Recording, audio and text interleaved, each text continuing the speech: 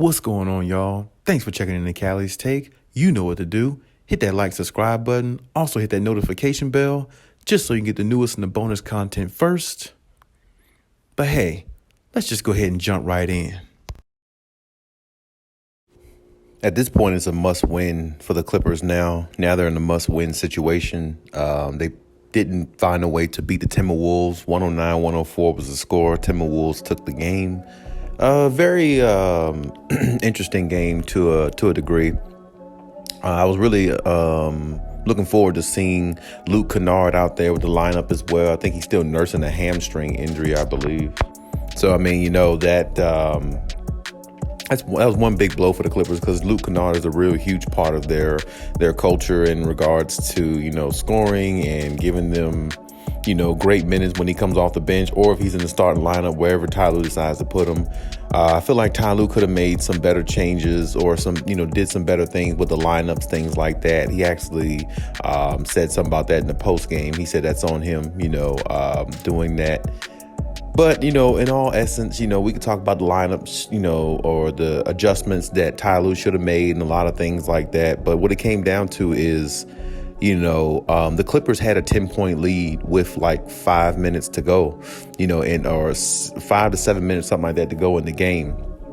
And they really had the game in hand. When Reggie Jackson hit that three from the corner, when Terrence Mann passed the ball, they went up by 10. I think it was 93-83 at the time.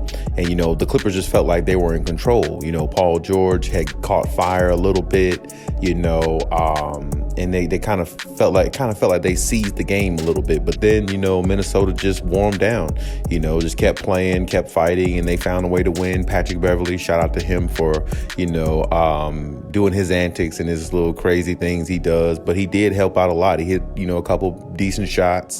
You know, he had like 11 rebounds, I believe, which the Clippers can't let that happen. And he had the last laugh. You know, that's really what it comes down to. You know, Patrick Beverley had the last laugh over his former team. And I knew it would be tough going into Minnesota because you had to deal with Anthony Edwards and Karl-Anthony Towns. I didn't expect Karl-Anthony Towns to play so poor the way he did, but foul trouble really kind of hindered him too. He just looked overly excited to me, you know, in that game. And he just didn't play well. But Anthony Edwards and D'Angelo Russell took over. Anthony Edwards had 30. D'Angelo Russell had 29. I mean, they really, you know, they really put the work in, you know what I'm saying? And this team right here, I tell you, if they stay together, they could be a force, you know, going into the playoffs, you know, for years to come if they stay together, because they have a really good, you know, team right there. And when you think about, you know, going into Memphis, they got a good shot at Memphis. You know, the season record was tied 2-2, so it's a good opportunity for them. But as for the Clippers, you know, to me, the Clippers needed this game more than anything because I said in previous videos it would not be good for the Clippers to go down to that, you know, to lose against the Timberwolves and have to face the 9th or 10th seed and, you know, put themselves in position to play the Phoenix Suns in the first round, because I feel like, you know, the Phoenix Suns are not a better matchup for them, especially the way Devin Booker is playing and Chris Paul is just, you know, the surgeon that he is on the floor, and DeAndre Ayton is getting better too, along with Mikal Bridges and the rest of them. They got more chemistry this year than they had last year, and remember, last year they made the finals. So I mean, you know, to me, the way the Phoenix Suns are playing, they're out to demolish anybody that steps in their path. And I can tell you, the Clippers without Kawhi Leonard, that would be kind of tough for them, you know, going against a juggernaut team like this. I mean, this team had the best record in the NBA for a reason, and they held it even when Chris Paul went out for a while, because Devin Booker was in the MVP conversation, you know what I'm saying? At least for a stint he was. So I just think this is a bad matchup for the Clippers. But even before that, now the Clippers have to play the 9th or 10th seed, whoever wins, you know, in tonight's game. And I personally believe the Spurs are going to win. And I don't think the Spurs are going to be I don't think the Spurs are going to be an easy matchup for the Clippers. Even though the Clippers are going to be at home in this game, I still think the Spurs are going to be a tough matchup if they play the Spurs. I believe they can beat the Pelicans for some reason. I don't know. Just the Pelicans, I'm just not a big believer in them. So, but I believe they could beat them. But the Spurs, I don't know. I feel like the Spurs would give the Clippers more trouble. That would be a worse matchup for the Clippers, even though I think the Clippers can beat both teams. I really believe they can, especially especially at a home game and, you know, in a play-in. But it still would be tough because, like I said, if they had to match up with the Spurs, then that's a well-coached team too. I mean, that is Greg Popovich on the other end of the floor. It's not like, you know, it's another coach that hasn't won championships. I mean, Greg Popovich is one of the best coaches of all time. And having DeJounte Murray, you know, definitely makes them a threat to win one game in a play-in tournament. I mean, it's definitely possible. And like I said, even when DeJounte Murray went out the last week of the season, they were winning without DeJounte Murray. Even when they were going against, basically they were fighting for that last seed against the Lakers were losing and they were winning without DeJounte Murray, you know, back-to-back games. So, I mean, they're a good, well-coached team for what they have. They got a lot of young players and Popovich knows that, but at the same time, he pushes them the way he pushed any of the players he ever coached. So, I mean, I wouldn't, you know, that's not going to be an easy outing if they have to play the Spurs. It wouldn't be easy if they had to play the Pelicans either, especially if Zion came back or something like that. But, I mean, still, I think the Spurs would be a worse matchup for the Clippers if they have to play them. But the Clippers should be motivated regardless because, you know, they lost a game that they had. They was up by 10 with like 7 minutes to go in the game. You can't let a game like that go with a player like Paul George on the floor. Paul George was the best player on the floor last night in regards to name, superstar caliber type player. He technically was the best player on the floor in regards to who he is, but in the outcome, he wasn't the best player on the floor. To me, of course, I have to give it to, you know, either Russell or Anthony Edwards. Both of them played very well. And another thing, I said it before, Paul George cannot start off with these slow starts of 3 of 13 and all that. See, this is my point. If you don't start off 3 of 13, maybe the Clippers aren't in a situation, you know, where they were in a dogfight basically until he caught his rhythm. And, you know, finally you get a lead by 10 points going in the fourth quarter, but it wouldn't have took all that if Paul George had a little bit more rhythm in the first half, which means that the Clippers might have had an 8 or 10 point lead early on in the game, gave them a little bit more comfortability. Maybe they could have extended it to 20 points or something like that in the second half. You never know. So that's what I'm saying. As your superstar player on the team, he can't come out there playing like that. 3 for 13, 3 for 15, whatever, that'll get you beat against a lot of teams. And it got you beat last night, really, because even though he came back in the second half and started shooting well, I mean, he was like 10 for 25. And when you take 25 shots and when you take 25, 30 shots, I guess at some point you could get a rhythm possibly because you're shooting, you're shooting with no conscience. And that's good, but at times that could be really bad. And like I said, you know, even though he did struggle, they did come back and, you know, gain the lead by 10 points, but they couldn't sustain it down the stretch because Paul George couldn't close the game. And the Clippers as a team couldn't close the game. So, I mean, and it was a lot of toughness by the Minnesota Timberwolves. They played a lot of good defense. That coach made some really good adjustments, I'd say, in the fourth quarter when he put in basically all his defensive players, all his top defensive players. That really kind of neutralized the Clippers a little bit. And I thought Ty Lue was going to make an adjustment himself, but he didn't. And it cost him the game. And I know Ty Lue is not really worried about it too much because they still got another opportunity. But see, that's the thing. You don't want to base it on, I have another opportunity to make it right, so we're okay. No, you want to try to put your all into this situation here and come out with the victory against the Timberwolves. Because as I said before, I thought it would have been a better matchup with the Clippers going against the Grizzlies because the Clippers got size and, you know, the Clippers got a lot of shooters. And like I said, they got some good defenders that can stop some of the, Baines and some of those other guys who, you know, play for the Memphis Grizzlies. I thought the matchup would be a little bit better for them. But, you know, they're going to have to go against the Suns. That's if they get past whoever wins tonight's game between the Pelicans and the Spurs. They're gonna have to play the Suns now, so they have to set their sights to that if they, you know, if they get past, you know, whoever their opponent is Friday. But regardless, as I said before, you don't want to put yourself in these situations because you got to understand this is one game elimination. Even though the Clippers are going to be at home, whoever they play, the Spurs or the Pelicans, you know they're going to give you everything they got because it's winner take all.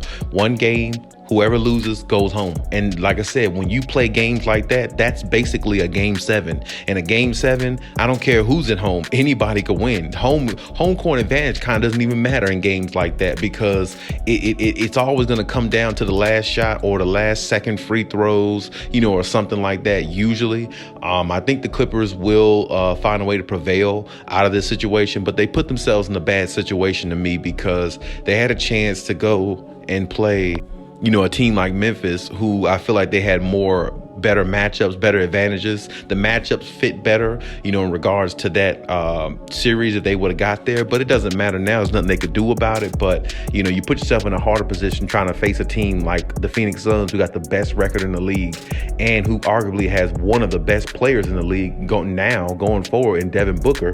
So it's going to be tough. And now when you look at it, you don't have Patrick Beverley now. And, last night kind of showed that the Clippers do miss Patrick Beverley a little bit. Even Paul George in the post game, said they miss having Patrick Beverley on the side and, cheering for them and, being that guy for them, because it really shows. Because now, as I said before, there's times where you have to have a guy that can go out there and just lock somebody down and give them hell. And that's what Patrick Beverley does. Patrick Beverley will do that, and he'll knock down, a couple of threes, as he did in last night's game, and giving them 11 rebounds and energy and effort and getting that steal at the end. See, those are the things that Patrick Beverley provides that the Clippers missed.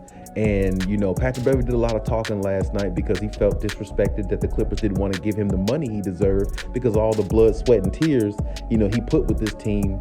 And he played. He was one of the staple guys there. Before Kawhi Leonard's and PGs and all them. And I feel like it just kind of shows that they missed his presence a lot. You know what I'm saying? Because a game like that, they would have won if they had Patrick Beverley. It ain't no doubt about it. I mean, you get a 10-point lead, all that. Patrick Beverley, would have definitely locked somebody down or guarded somebody. I ain't gonna say lock them down, but he would have guarded them to the point where he got in their head, got them off their game a little bit, played some, solid defense, get the team amped up and going. Like I said, I said before, they're going to miss Patrick Beverley at some point. They really are. And, when you think about this in its entirety, hypothetically, for some reason, just hypothetically, if Kawhi Leonard didn't come back, as I said before, I said Kawhi Leonard probably will come back in the first round of the playoffs, because that's what the notion is. That's what I've been hearing. And I feel pretty confident about that myself, just by the things that he's been saying and, just his work ethic and everything like that. But hypothetically, if he came back in the first round against the Phoenix Suns, let's say he came back game 2 or 3, they might be down 0-2 in that series. Now you're asking Kawhi Leonard to come back when the Clippers are down 0-2 in a series, and he doesn't even have any rhythm against the best team in the NBA with Devin Booker cooking the way he is right now. Devin Booker, they just let Devin Booker cook because that's what he can do. So, like I said, that's a really tough situation to be in. Really tough situation to be in. And I know for a fact, if the Suns play the Clippers, they're definitely going to want to make an example out of them to let everybody know they're coming for that title. And I mean, I wouldn't, their mentality is going to try to probably beat the Clippers 4-1 if they could, or sweep them. So I mean, the Clippers got their hand, they got the work cut out for them. But first off, they got to get past whoever their opponent is Friday. As I said before, I think it's a bad position to put your team in. Ty Lue could have made some better adjustments, I think, in regards to, subbing out certain players. When the Timberwolves put all their defensive players on the floor, Ty Lue, could have came with a little bit of a different lineup. I'm not sure. I don't know. I'm just not sure what Ty Lue was thinking in certain situations of that game. But it's no need to go, too in depth with that stuff, because regardless, as I said, they still had a 10-point lead with several minutes to go in the game, and they could have sustained it. So, I mean, you got to look at it from that standpoint. And you had Paul George, who's supposed to be able to close games out, and he didn't do that. And neither did Reggie Jackson. Marcus Morris didn't play up to the level I thought he would. He played like 30 minutes with like 12 points. Zubac, oh my goodness. Zubac had, I think, 7 and 9, didn't even have a double-double. I thought he would at least have like maybe 13 and 11, 13 and 12, something like that. I thought he would at least, have that, but he didn't. Like I said, Luke Kennard didn't play because of the hamstring. I think he'll be back next game. But regardless, as I said, they had an opportunity to win. They didn't. And this is why I said sometimes things like that come back to haunt you because they didn't win that game. It might even be tougher whoever they play Friday, because now the Clippers got to look at it like it's a one-game elimination. And as I said before, one-game elimination is like a game 7 in the playoff series. It doesn't matter who has the home court advantage. It just doesn't matter. Like anybody could win a game 7. Anybody could win one game, winner take all, go home. It's almost like football. One game on Sunday, anybody could win one game because whoever shows up the most is going to win. And that's the way it is. So hopefully the Clippers show up how they're supposed to and take care of business Friday, whoever they have to play, and then move on to the Phoenix Suns and hope that, Kawhi Leonard comes back within that series. So, it can give them a better chance of winning that series. Yeah, definitely disappointing loss for the Clippers. I definitely thought they should have found a way to, be a little bit more productive and everything like that as a unit. I can't just blame really one person. They lost as a team, so you got to kind of give it, you got to look at it from that standpoint. I just, wish that Paul George would have started off a lot better. 3 for 13 is not going to get it done. You're not going to beat a lot of teams like that when your superstar player on your team is struggling that bad. I mean, it's just not.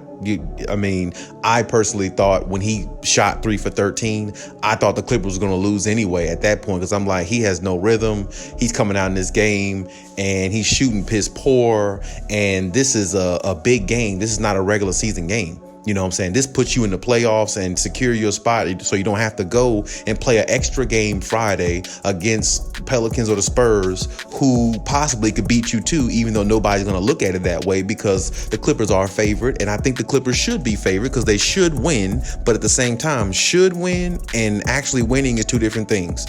And as I said, the Clippers, they got to hope they don't get the Spurs, because the Spurs are kind of a sneaky good team to me. They're not a great team or anything like that, but they found a way to make the play-in. They won the games they were supposed to, and they're in the tournament, just like the Clippers are. So, they're good enough to make the tournament, just like the Clippers were good enough to make the tournament. So they have a chance to win just like the Clippers do. So you got to give them that credit. So the Clippers shouldn't even be in this predicament. They should have handled business in last night's game, but they didn't. So, oh well. But sometimes things like that come back to bite you, though, when you don't take care of business. Now you might have another problem. As I said, the next problem is the Spurs or the Pelicans, and you got to face the number 1 seed who's ready to knock your head off and show everybody that last year was a fluke going 6 games. And now that you don't have Patrick Beverley to guard Devin Booker in a 7-game series, if you play them this time, now that's going to make the game even a little bit more different, or should I say maybe a little bit easier for the Suns, because Patrick Beverley guarded Devin Booker so good in last year's playoffs, the Clippers almost pulled off the upset. Think about it, Paul George doesn't miss that free throw in game 2, those 2 free throws, the Clippers tie that series 1-1. They don't even be down in that series 0-2. That means it would have went 7 games instead of 6 games. And like I said, anything can happen in one game. Anything can happen in a game 7. It's really no home court advantage in a game 7. So, it's like, now you don't have Patrick Beverley and you're going against the same team again, which you possibly will if you beat the Spurs or Pelicans. It's just not a good situation for the Clippers. I do like the fact what I saw Norman Powell and the rest of the guys, though, they did fight hard and stuff like that. Norman Powell is going to be a huge addition for this team, but it kind of doesn't matter if Paul George is not going to play up to the level he's supposed to. He can't go out there shooting 3 for 13, 3 for 15. You're going to lose.